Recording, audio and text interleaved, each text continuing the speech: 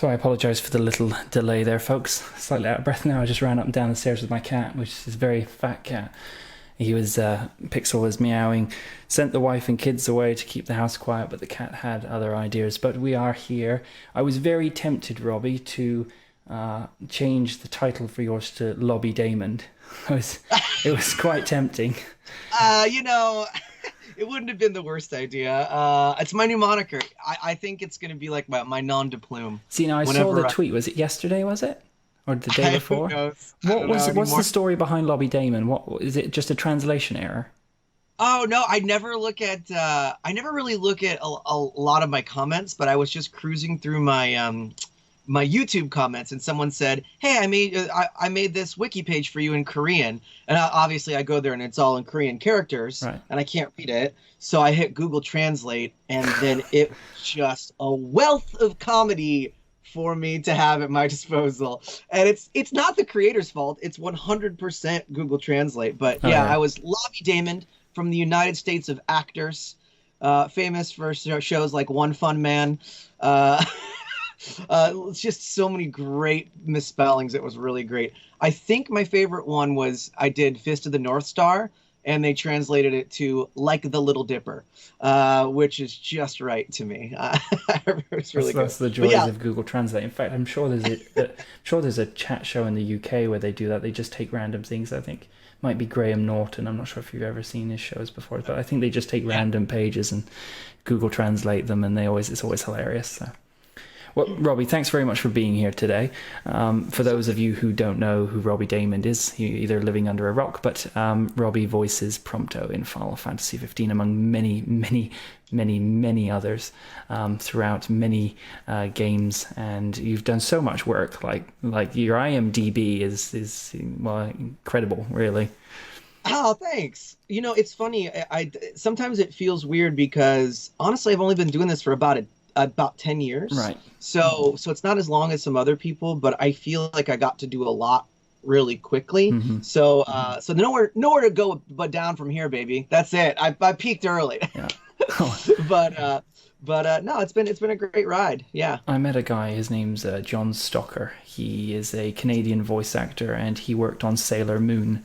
And he's been working in the industry for like 40 or 50 years. And I remember I was going through his IMDb and I was just blown away. It just kept going and going and going. So who knows, 20, 30 years from now, we'll be doing the same with you. Oh, if I'm in the game that long, I want you to come down and just throw me into the sea. That's it. I'm out. Do that. I want to retire. I want to retire at some point. No, I'm kidding. But Canada's got a really healthy, really good animation and voiceover industry between Toronto, and Vancouver. There's a huge industry, and it's strange because down in the States we don't know a lot of those shows. They never make it down to the border. So there's a lot of really quality work going on up there that down here we don't know anything about. Mm-hmm. But yeah, a lot of our best voice actors here in LA are from Canada, from Toronto, from Vancouver, like Eric Bauza, Tara Strong, who else? Oh my God, Trevor Duvall. There's a ton of them. There's this little Canadian Canuck clique that does a lot of voiceover stuff, and they're really talented. But then a lot of them come down to LA because there's just more opportunities down here, bigger projects, that sort of thing. Yeah, for sure. Yeah. I mean, it's a lot of when I usually my wife will say to me, "Oh, you're trying to get that voice actor." I'm like, "Yeah," and my wife's like, "Well, where are they from?" I was like, LA. They're from, because the majority of the work is in LA, right? So anyway, well, if things get any worse down here, maybe I'll head up to. We'll see. I might not be allowed. We might have the border shut down. It's still shut, actually. It's still shut. It's still, but I mean, with I can get you over. I can get you over. You can? Yeah, a couple grand in a suitcase. I can get you over. Oh no! Here's all we need is a catapult, a giant rubber band, a big net on the other side. That's all we'll do it cartoon style. Yeah. Okay. Sure. Anyway, thank you very much for being here. Like with all guests, even with the first stream we did back in May, we always talk about COVID because it's affecting everyone, and it's always interesting that for other people to be able to relate to how other people it's affecting their lives. How has it affected your life? Oh man, that's a pretty intense question, I think, for everyone dealing with it differently. Thankfully, I can work from home. Mm-hmm. I was already 90% set up to do that full time, and all I had to do was a few tech tweaks. I'm in my converted garage studio right now. It's a mess because I'm actually updating my booth this weekend, but It looks we've cool. been able to do work. It took some of the parts of the industry time to catch up, like video games and cartoons and stuff like that. They weren't quite set up for it. So there was a good month where we were all like, oh no, this is scary. Like from March to April, normally I'm doing anywhere between like 5 and 10 sessions a week, and I maybe had like one or two. And I was like, uh-oh. So, but pretty quickly they got things together, and now we do everything remotely. So I always say that, yes, I'm grateful to work, but I say this to everyone. If you're working from home, I think it's okay to be grateful for work and still lament the things that we've lost, because so many of the good parts of life have sort of been, if you're behaving, socially responsibly, a lot of the good parts of life in the States right now are sort of pushed to the wayside, like no big gatherings. So you're not going to weddings or family reunions or any of those joyous things. Theaters, KupoCons. Restaurants, KupoCons, conventions. Dude, I miss conventions. Conventions are a huge part of my life. I do 12 to 20 a year, and I can't think of a worse breeding ground for we all know about the con crud Flu, joke. Yeah, of course. And I was at C2E2 the weekend before Emerald City Comic-Con was shut down, and that was sort of like when Emerald City got shut down, that was the big wake-up call to everyone, is like, it looks like everything's going to be shut down. So I was in C2E2 in late February, and flying back was just when it reported like they were like the first dozen cases in the States. So on the way back, I was flying back with that actress from Umbrella Academy. She's really nice. She plays one of the sisters that can that can convince people of something. I think her name. Anyway, she's really cool. And we were talking about it. We had masks on, and we felt silly because we were the only two people on the plane with masks on. And we were like, is this stupid? And like, maybe, I don't know. So, and now how things have changed just in 4 or 5 short months. But yeah, I think it's okay to be grateful to be surviving the best way that you can. But I think it's also okay to be a little bit sad about all the things that we've given up for this. So yeah. That's sort of where we were quite lucky because we had just done 3 Final Fantasy VII launch parties for the remake. We did one in Vancouver, so then we flew to Toronto the next day, and then we did one there, and then we flew to London, England, and did one there, and then we flew back. And about 2 days later, they started talking about shutting the borders. So that was close, but we've already said, we made an announcement earlier this year and said no more KupoCons this year. We just don't want to do it. It's not worth the risk. Regardless of whether events of size return, because it's just it spoils safety is always the priority number one. It always has to be, right? No, I agree 100%. And you know what, like, regardless, as the science evolves about how you choose to navigate the world during this pandemic, there is sort of no doubt that close contact indoor sort of events are proven breeding grounds for that sort of thing. So when people ask me like, oh, when do you think the con scene is going to come back? I think about that like professional sports, indoor, like it's going to be one of the last things to come back. Unfortunately. And that's sad because I know a lot of people love it, but I have this theory.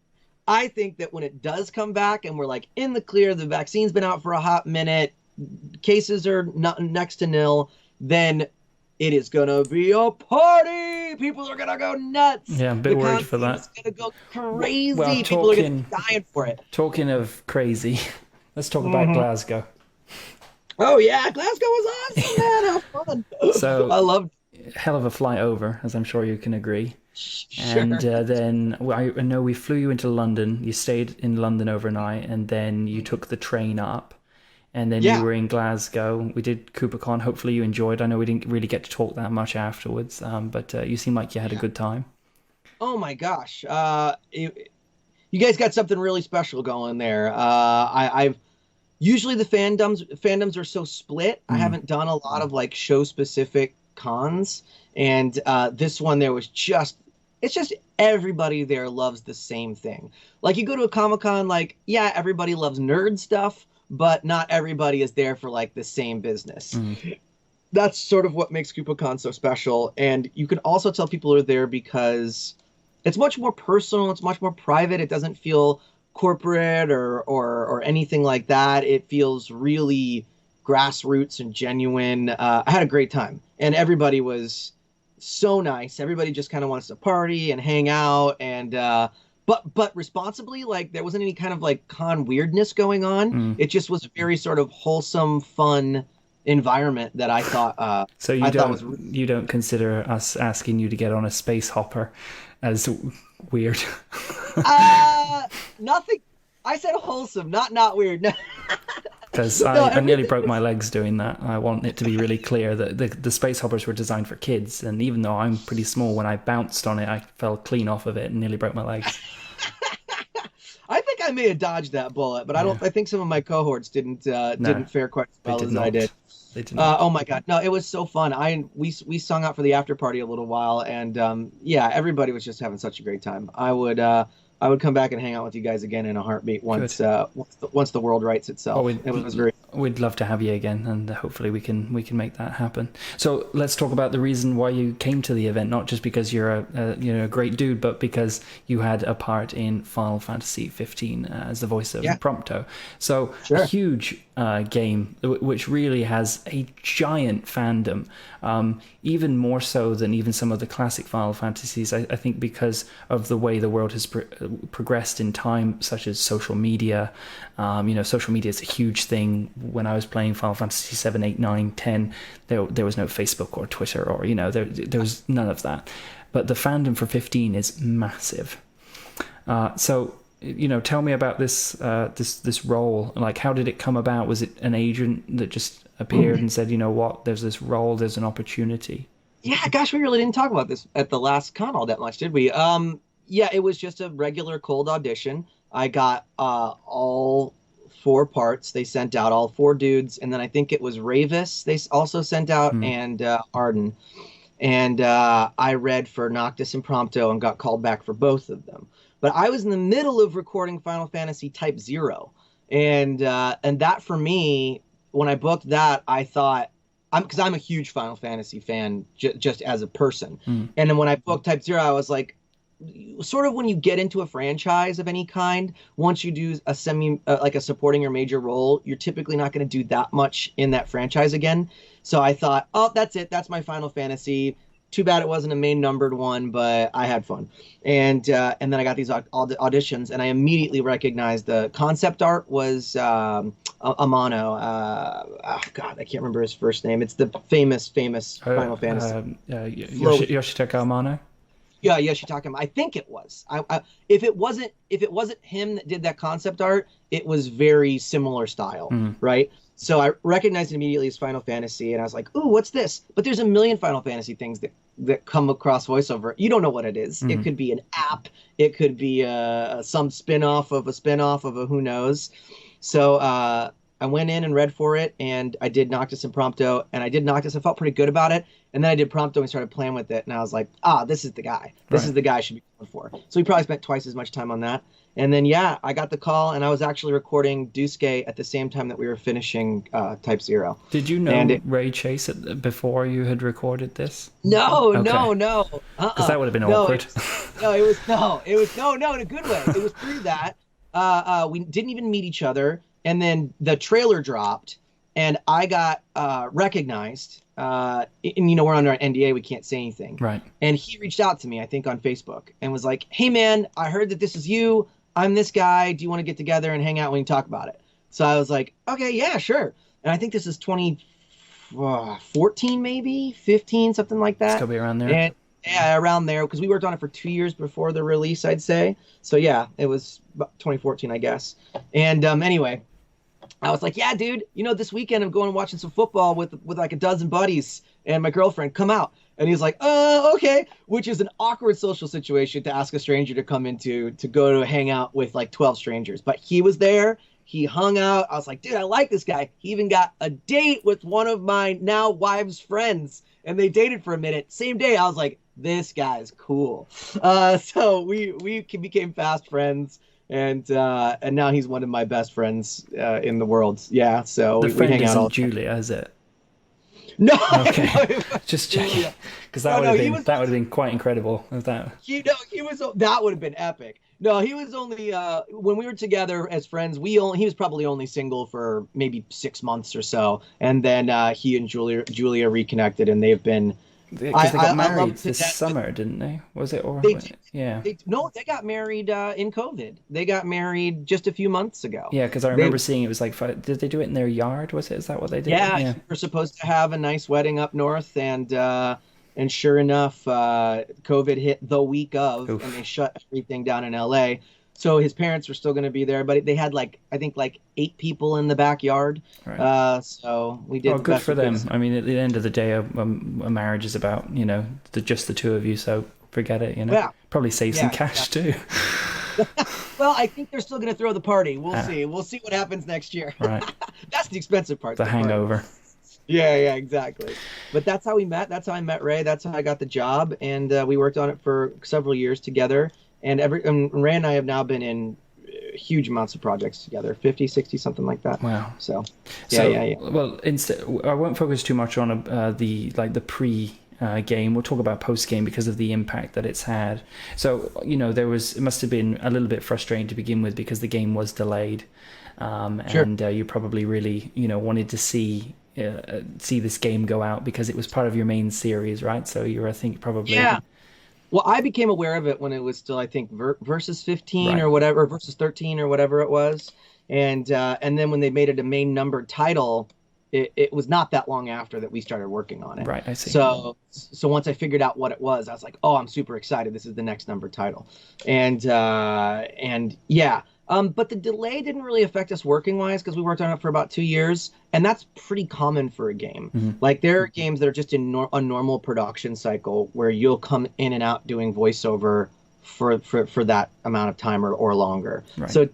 So a year, 2, 3 is not exactly uncommon. This one was weird because we would do a massive chunk of it. We would be in like 2 or 3 times a week for 2 or 3 months, and then nothing for 4 or 5 months, and then we would come back in and do a month of work because there's tens of thousands of lines, so it took a long time, but I think that's because they were working on it in chunks. Mm. The coolest thing we did was that we worked on it chronologically pretty much. We took it from the beginning of the story to the end, which is very rare when you're working on a video game, and I think it shows. I think it makes the game feel more like a journey. Yeah. Because of the way that the acting was recorded. And that's like a big part of the story, right? Like it's meant to be the struggle. So yeah, we matured over the course of 2 years. We got better. Our performances got better. We became better friends. We knew each other better. Our relationships got better. Like we would, when you hear each other get played back, you would go, because we're not there together, but you'd hear each other, and I would know what Iggy was going to sound like even if he wasn't there, right? Like, because it depends on what order I went. Maybe I'm only the third one to record, right. So maybe they've only got Noctis and Gladio, but no Iggy, but his line is before mine. I would know Adam's close to what kind of delivery Adam, or I could imagine it, and it made that connectivity feel more real. Yeah. So yeah, totally. The game comes out, and I mean, it's clear that the feedback to the game, the fandom has been huge. A lot of interest in the game. And you've already had so many roles. Was there anything that really stood out for this role when you started to see the feedback from the fans?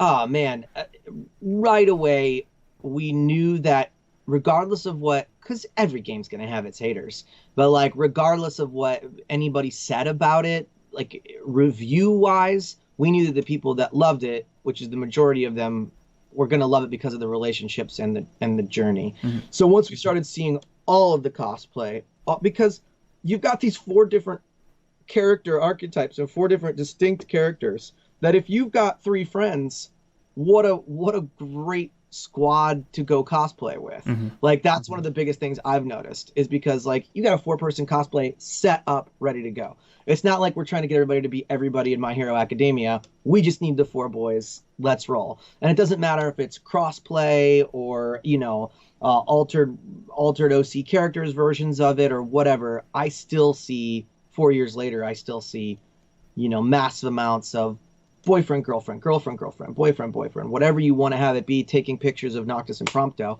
and that warms my heart. I ship it, baby. We see Promptos every event without fail. Like, in fact, for a couple of events, we had a hunt, which was like a quest, and you had to take a photo of Prompto, taking a photo of Prompto, taking a photo of Prompto, and it was easy. That could go on ad infinitum. That could go on until the end of days. Mm-hmm. It was quite entertaining to watch because there's always a Prompto.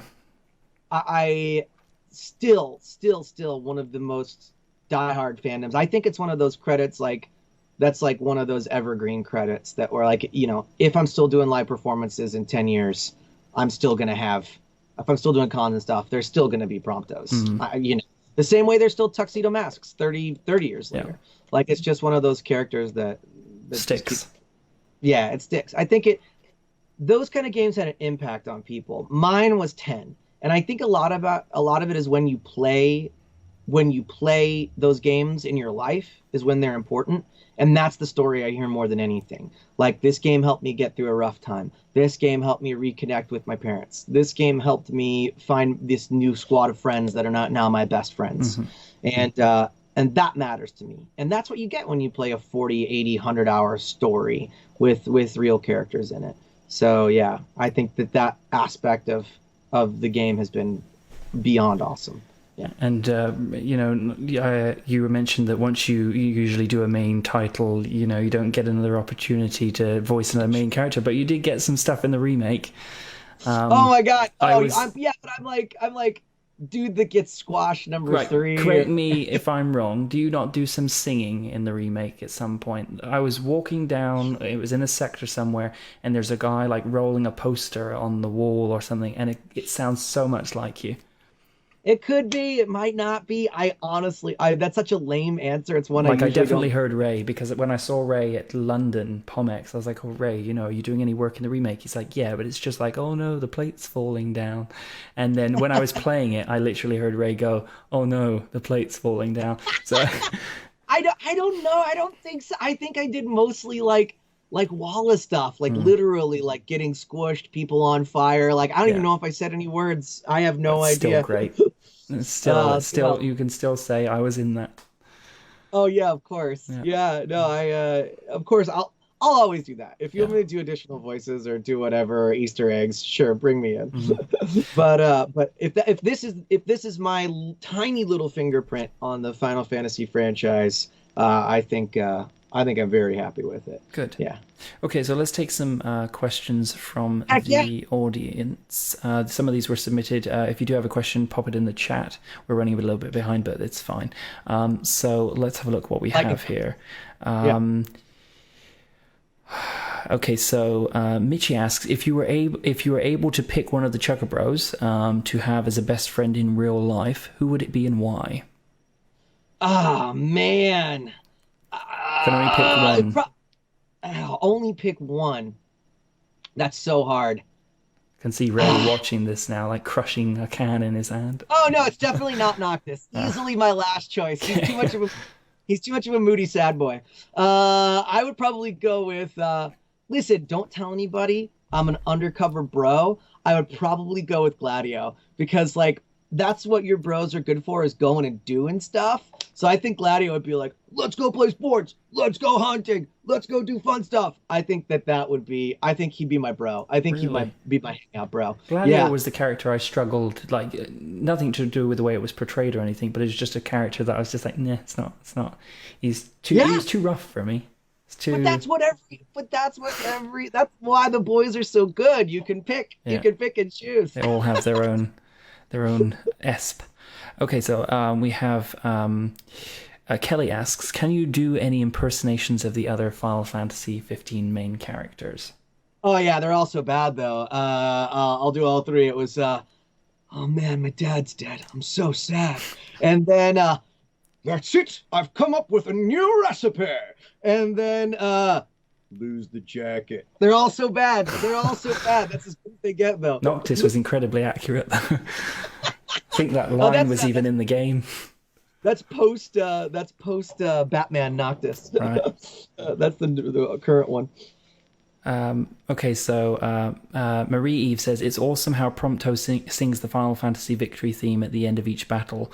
What would it be like if he sang a victory theme from another game, let's say Super Mario game victory theme or something like that? Sure, it would be like... that's a hard one, actually. It would be like, instead of dun dun dun dun dun, it would be boom ba-da-da-da-dum, boom ba-da-da-dum, boom ba-da-da-da-dum. No, that's just the Fox theme. I don't know how it goes. It's not How really does much the of a Mario theme work to out? it. And it's like, I can't even do it. I don't even go there. Not after that performance. I think I'll pass. Boom, boom, boom, boom, boom, boom, boom, boom. That's what it does. That would be it. Yeah, I will stick to the Final Fantasy one. I mean, it's quite an iconic thing to be able to sing the theme tune. Like, so John Bentley. Have you met John, the voice of Barrett? Who is it? He's the voice of Barrett in the remake, John Bentley. You'd know it if Ah, you'd met him. Brilliant guy. yeah. Well, he gets to do the victory theme in the remake, right? So you Oh, had it nice. in 15, and he had it in the 7 remake. So Oh, fun. quite a cool thing to be able to do. Yeah, well, when they asked me, they were like, "Hey, do you know it says here the victory thing?" I was like, "Yep, give it to me. Let's go." It's always good that you like if you didn't know it and you're trying to produce it, you can't give it the same oomph, can it? You know, you that's Yeah, brilliant. you gotta know. Okay, so let's have a look here. Oh, John Bentley, the voice of Barrett, Oh, okay. asks, "How can I photograph and be as good looking as you, Mr. Daymond? Dang." Oh, well, listen, John, it's real simple. Moisturize every day. Be sure to drink at least a gallon of water, and carry just a little bit of extra weight because it fills out your face. You won't get Oh my wrinkles. God, I fattened up Yeah, so yeah, bad since COVID. yeah. Oh man, I did the opposite. I got real fat last year, and for COVID, I've just kind of been like training. That's all I've been Like doing. I I'm don't trying to put go. on weight. I don't put on weight. Never. I was 129 pounds ish forever. Now I'm You're like half the I'm like size. 139 now, and I can like Oh, grab the flab. I'm not a happy oh boy. yeah, baby.